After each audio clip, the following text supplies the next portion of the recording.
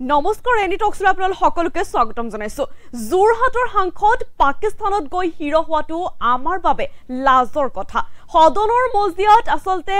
গৌৰৱ গগৈ কৰা মন্তব্যৰ এতিয়া তীব্ৰ ভাষাৰে ঠকা হৰকা কৰিছে মুখ্যমন্ত্ৰী হিমন্ত বিশ্ব শৰ্মাই আৰু সদনৰ মজিয়াত গৌৰৱ গগৈ দিয়া ভাষণৰ পৰা হেনো এটা কথাই ধাৰণা কৰিব পাৰি যে গৌৰৱ গগৈ ভাৰতক ভাল নাপায় আৰু তেওঁৰ নিজৰ পত্নী আৰু লৰা ছোৱালীক বিদেশী কৰিছে আৰু কোনোবা এদিনা গৌৰৱ গগৈয়ে ভাৰতীয় নাগৰিকত্ব হেনো ত্যাগ কৰিব এনেদৰে এতিয়া বিস্ফোৰক মন্তব্য কৰিছে মুখ্যমন্ত্ৰী হিমন্ত বিশ্ব শৰ্মাই জনাইছো এই মুহূৰ্তত সবিশেষ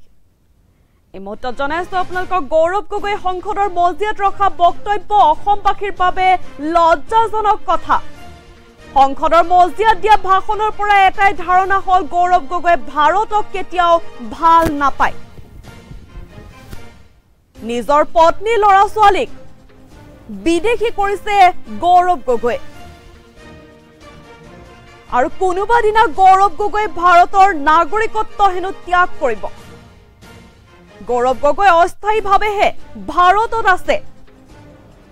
আৰু সেইবাবে তেওঁ ভাৰতৰ বিৰুদ্ধে সংসদত কথা কয় যোৰহাটৰ সাংসদ পাকিস্তানত গৈ হিৰো হোৱাটো আমাৰ বাবে লাজৰ কথা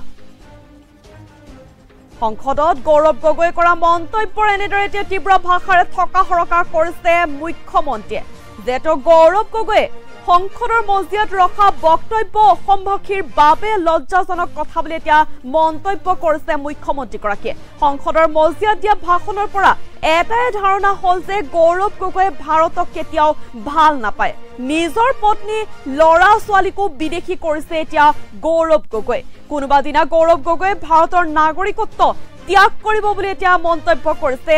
মুখ্যমন্ত্ৰী হিমন্ত বিশ্ব শৰ্মাই গৌৰৱ গগৈ অস্থায়ীভাৱেহে ভাৰতত আছে আৰু সেইভাৱে তেওঁ ভাৰতৰ বিৰুদ্ধে সংসদত কথা কয়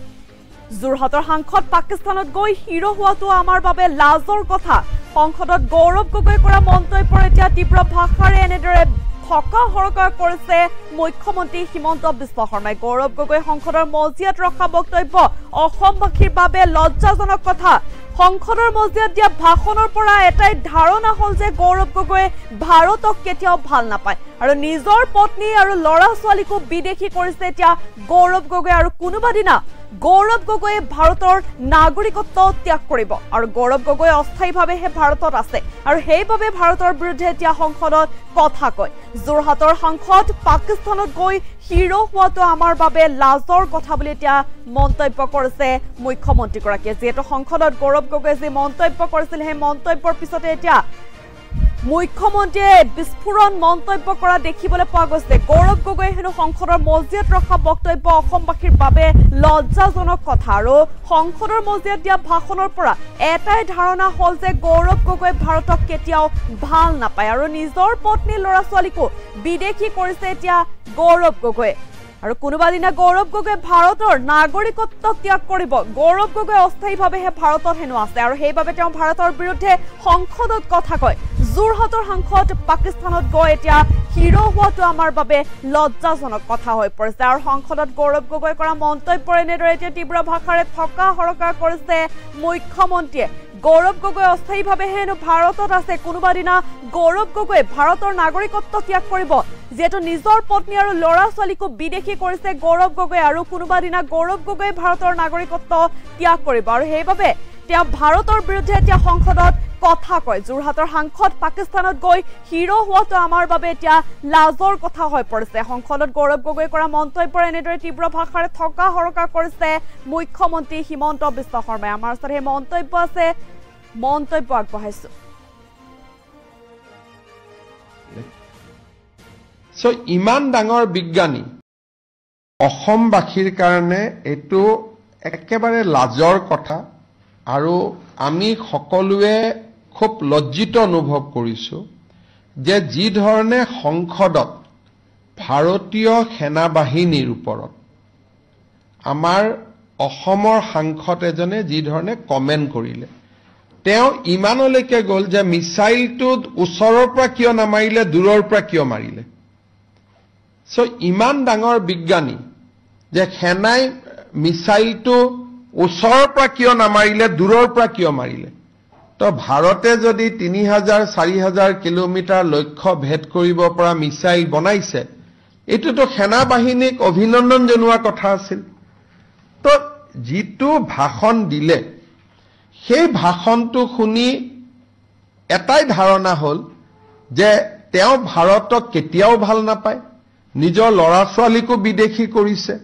পত্নীকো বিদেশী কৰিছে। আৰু মই এই কথা ক্লিয়াৰলি ক'ব পাৰোঁ যে in a very good day he will also' change his citizenship. 3টা ফেমিলি যেতিয়া নায়েই ভাৰতীয়, তেওঁতো টেম্পৰাৰীলি ভাৰতত আছে, আৰু সেইকাৰণে তেওঁ সদায় ভাৰতৰ বিৰুদ্ধে সংসদৰ কথা কয়। যোৰহাটৰ ৰাইজৰ, শিৱসাগৰৰ ৰাইজৰ স্বাধীনতা আন্দোলনত কিমান বৰঙণি আছিলে? দেশৰ স্বতন্ত্ৰতা সাৰ্বভৌমত্বত যোৰহাটৰ এটা অনবদ্য বৰঙণি আছে অসম আন্দোলনলৈকে। সেই স্থানৰ সংসদগৰাকী আজি পাকিস্তানত গৈ হিৰো হোৱা আমাৰ কাৰণে লাজৰ কথা। আৰু এই গোটেই ঘটনাটো অকল এইটো নহয়, কালিৰ ষ্টেটমেণ্টটোতো আপোনালোকে নজৰত পাইছে, কিন্তু যদি 2014 চনৰ পৰা তেওঁৰ সংসদত ভাষণ আৰু প্ৰশ্নবিলাক চাই, প্ৰত্যেকটোৱে পাকিস্তানৰ সহায় কৰিব পৰা প্ৰশ্ন। গতিকে তেওঁৰ খুব বেলেগ ধৰণৰ সম্পৰ্ক পাকিস্তানৰ লগত, আৰু obviously he cannot be hero in Indian television, he will be hero only in Pakistan. অসমবাসীৰ কাৰণে এইটো একেবাৰে লাজৰ কথা, আৰু আমি সকলোৱে খুব লজ্জিত অনুভৱ কৰিছোঁ যে যি ধৰণে সংসদত ভাৰতীয় সেনা বাহিনীৰ ওপৰত আমাৰ অসমৰ সাংসদ এজনে যি ধৰণে কমেণ্ট কৰিলে, তেওঁ ইমানলৈকে গ'ল যে মিছাইলটো ওচৰৰ পৰা কিয় নামাৰিলে, দূৰৰ পৰা কিয় মাৰিলে। চ' ইমান ডাঙৰ বিজ্ঞান।